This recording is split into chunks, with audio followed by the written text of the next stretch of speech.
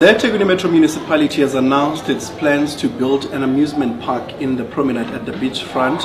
Now, this will replace the 75-year-old amusement park that was closed or shut down on the 1st of May in 2023.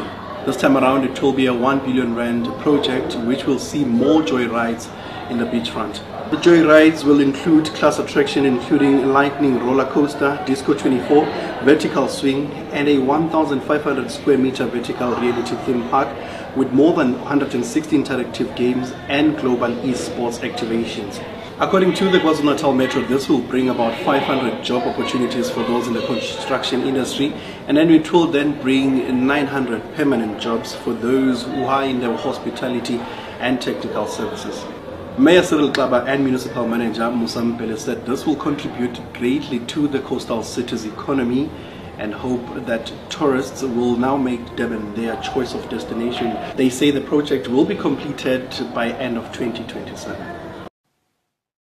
Yesterday, the Department of Home Affairs, in collaboration with other arms of law enforcement, executed a routine, lawful operation in Johannesburg targeted at suspected violations of South African immigration law.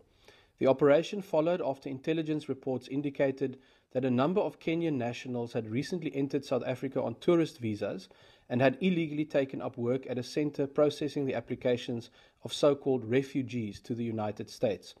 This was despite the fact that earlier visa applications for Kenyan nationals to perform this work had been lawfully declined by the department. During the operation, 7 Kenyan nationals were discovered engaging in work despite only being in possession of tourist visas, in clear violation of their conditions of entry into the country. They were arrested and issued with deportation orders and will be prohibited from entering South Africa again for a 5-year period. The operation was carried out according to the same procedures that has seen Home Affairs dramatically intensify deportations over the past 18 months, as the South African government diligently works to turn around the long-standing abuse of our immigration and visa system. No US officials were arrested in the process, the operation was not conducted at a diplomatic site, and no members of the public or prospective refugees were harassed.